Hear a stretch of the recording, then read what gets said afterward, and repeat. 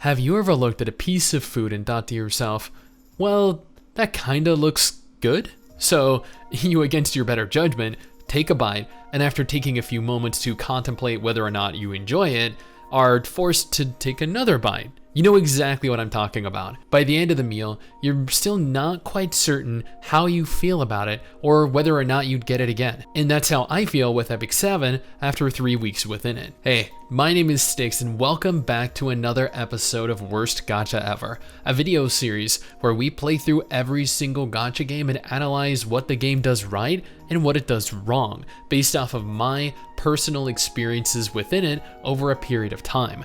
If you enjoyed this series, make sure you like the video, subscribe to the channel, and hit that little bell notification because YouTube told me that if you don't, you'll never be able to see my videos. And I feel like you'd probably miss talking to me. Before we go any further though, I do want to give a quick shout out to all of our patrons over on Patreon. While this channel is technically monetized due to the nature of a lot of the content, Patreon allows for me to at least make something off of these videos, so kudos guys, you guys rock. Epic 7 is an absolutely stunning anime RPG developed by Super Creative and published by Smilegate. Within 5 minutes of beginning the game, you're gonna be sold on playing it. Not only are there some epic did you see what I did there? Oh, too soon? Okay.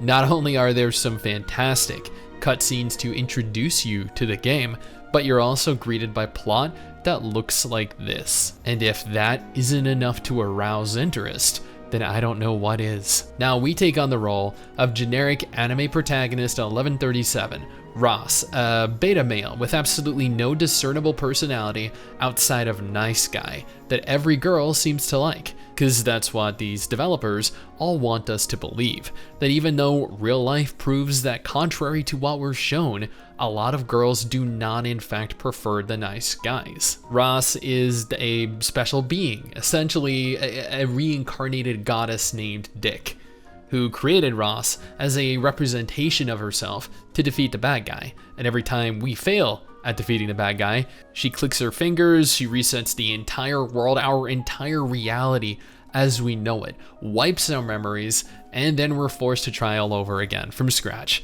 Thus, we're caught in this vicious, repetitious cycle of death and rebirth against our will, kind of like Groundhog Day if Bill Murray had to fight something like Sargeras. And if it wasn't already evident, yes, the narrative is actually quite good.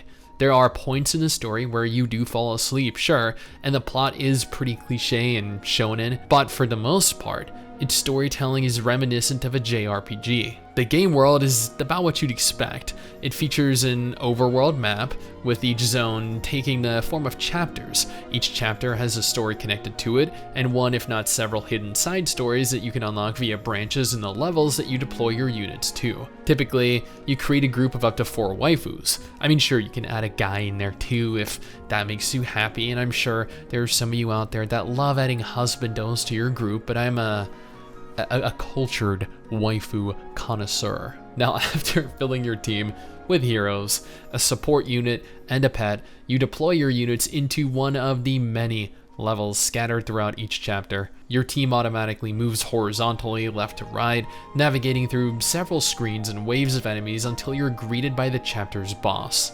Alternatively, there are special maps that act as branches. They're much larger in scale and provide you alternate routes to take. Each route leads to potential treasure chests, additional encounters, bosses, and a hidden story. Hidden stories are disconnected from the main story, but they generally feature several levels and characters that are unique to them. Completing the main story and each subsequent hidden story allows for maximum completion rewards. The combat functions more or less the same as map exploration. After selecting a level, you deploy your team and you begin exploring. You get jumped by a group of monsters and you proceed to engage them in battle. You have various unique abilities, but for the most part, the game utilizes an auto combat mechanic that honestly isn't half bad. Typically, I'm against auto combat in my games, but there are some out there like this, like Azure Lane, that benefit from it as an addition. Sure, you could always choose to do it on your own, and the further you get through the game, the more likely this will no doubt become, but at least in the first 10 chapters that I played through, the auto combat worked perfectly fine. And given the length of the zones, the sheer number of maps, a lot of times it made sense to use. I mean, look, they could have reduced the amount of battles necessary, which as a direct result would have lessened the repetitious nature of the game to a degree where combat would be preferable when done manually. But since that is not the case, auto combat feels like a requirement to get through the first several chapters. Abilities look absolutely fantastic, you have unique animations that play for each character, and these are arguably some of the best I've ever seen in a game downloaded for the mobile platform. And given each hero has their own unique designation, things like support or tank or single target DPS, cleave DPS, it allows for some extensive team compositions. Speaking of your characters, there are a lot of them. Unfortunately, even despite Epic 7 having some of the most incredible looking waifus that I've ever seen, the gacha rates within the game are absolutely horrendous. From what I could find online, the chance of successfully obtaining an SSR character is 1.25%. However, unlike games like Fate Grand Order, which has arguably a much worse rate, Epic 7 provides you a free summon every single day, which is the equivalent of 100 Sky Stones, the game's premium currency, 50 Sky Stones from dailies, 80 Sky Stones from just logging in weekly, Sky Stones from PvP, and they're just off the top of my head. Sure, low rates are low rates. Seeing repeated duplicates is never fun, and while there are a variety of ways with which you can work towards obtaining your ultimate harem, it's going to be increasingly difficult, if not impossible, as a free player, which has led quite a few players to quit the game forever. There are many games out there with significantly better rates these days after all. Now concerning PvP, as I noted just a moment ago, this game is a functional arena amongst other features. The arena is compatible with both manual and autoplay, meaning that you can choose how you want to fight or who you want to attack, as opposed to allowing the AI to select everything for you. I noted that the AI in Epic 7 is actually pretty dumb though. My waifus would attack a target, they would get them to 10%, then they would begin attacking another target altogether. So instead of everyone just hard focusing a single enemy, they spread their damage out, allowing the enemies to deal more damage to us, to our team, as a result of remaining alive longer. Thankfully, even though I was out-leveled by the players I did battle with, my AI was more intelligent. Yes, I did note AI because the enemy players were also AI, which doesn't really make a whole lot of sense, I'm aware. The other players were essentially just teams comprised of heroes that the players themselves formed and leveled. While the PvP is fairly limited, and there's an exorbitant amount of content to consume purely via the story and the world itself, there's so much more to this game. Like events. Every gacha game has events that take place regularly. It's how they keep players playing and how they keep whales spending. These take the form of side stories, and at the time of recording this, featured characters like Ram and Ram from ReZero, or the Spirit Altar that has you go through several waves of enemies of varied difficulties, the Abyss, which has progressively more difficult floors as you continue to progress deeper into it. It also has you face waves of enemies in succession, hunts that send you out to engage, several waves of enemies, one after the other, culminating in a larger, more difficult boss fight with the monster that you're here to hunt. The Labyrinth, which is, well, true to its name. It's a maze with a surplus of different directions to explore. Your goal is to explore 100% of it and eliminate the hordes of enemies located within it. I only ever attempted each labyrinth twice, so I never really made it beyond 50%, but it is an interesting, albeit time-consuming feature. There was also the Automaton Tower and Hall of Trials, neither of which I had unlocked at the time of covering this. Both AI and player PvP, both of which were more or less automatic, despite one featuring teams built from other real players. All of these reward you with items, with materials, currency, gear, things that you cannot do without. Speaking of gear, there's quite a bit of customization concerning your heroes. On the one hand, your goal is to obtain the most powerful gear that you possibly can, in an effort to make your waifu army the most powerful it can possibly be. You can level your heroes, you can enhance their individual abilities, you can memory imprint on them to enhance them further, awaken them via materials that you farm in-game to improve their rank. You can see the altered star style next to their picture that denotes each awakened level, and then you can equip and upgrade gear. For those of you that have played Genshin Impact, this system will seem familiar to you. Each piece of gear comes as part of a set, things like the speed set that increased a base statistic by a certain amount. Each piece of gear also comes with its own rarity, like epic quality gear, that are naturally more powerful in every aspect than the tier of gear below it.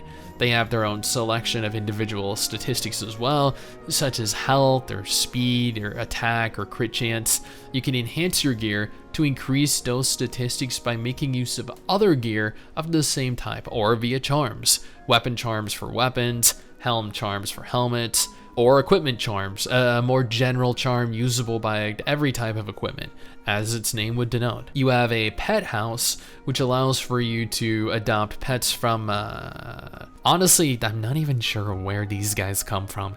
Do we just magically summon them after forging some type of pact with them, like Fate's Stay Night? Do we find them out in the wild and then force them into slavery? And if so, are they similar to the monsters that we kill? Because, I don't know, I wouldn't personally oh, look at the little guy. He's so adorable. He's so sad. Oh, how could you not trust him? I bet he's a paragon of trust and wholesomeness. He's, sorry, but pets have their own individual levels and unique purposes along with individual tiers. Everything in this game has tiers. Pets, gear, waifus, there's a lot of RNG present within Epic 7, for better or for worse. There's a functional guild system present within the game. I spent a week applying to what felt like 100 different guilds, but never got accepted by any of them. Thus, I opted to make my own. I didn't really do anything with it, but apparently you can engage in guild wars, you can engage in world bosses and more, which, you know what, could be fun if you had friends, or really anyone else to play with. Then there's the Sanctuary, where you can grow XP creatures, you can farm sky stones, phantasma, you can craft items, gear, and you can send your heroes out on missions. There's just so much to do in this game, and honestly not enough time to do it given the limited time that I possess throughout the week. I have to log into Azure Lane, Punishing Grey Raven, Arc Knights, because I'm going to be doing dedicated videos on all of them in the future. I do have to write up videos as well and record and then edit them. I have to stream, and Epic 7, while it definitely does a lot of things right, is a massive time sink. Sometimes more isn't always necessarily better. Sometimes more just leaves you new opportunities to miss events, to miss content, and that's never fun. Sure, I could dedicate time exclusively to Epic 7, and for those of you that want to do just that, then by all means, that will no doubt work for you. But for me, I can't deal with playing a single game exclusively. I get bored, given the repetitious nature of mobile games, and gacha games more specifically. Is Epic 7 the worst gacha game of 2022? Far from it. On the contrary, Epic 7 is one of the better quality gacha games that I've played. It has high quality graphics, incredible looking waifus and husbandos, fantastic special effects in combat, and the auto combat itself actually serves a purpose. It's packed with content, a rich narrative, albeit it does fall victim to overcrowding in terms of how much story is present, including the side story. Things could be condensed into a much more digestible format and still make just as much sense, yet they chose to stretch the game out. There are so many positives to this game, but it is severely inhibited by its horrendous gacha rates. They provide a little in the way of circumventing it to a degree, but never enough to make it enjoyable and fair, like Punishing Grey Raven or Azure Lane. Is this a bad game? No. Is this a great game? No. This is a good game, which is saying a lot given everything else released in the genre. Now, if you're struggling to find a game to play, a game to look forward to this year, then I have you covered. here is a list of every upcoming gacha game of 2022, and alternatively, here are the previous episodes in our worst gacha ever series.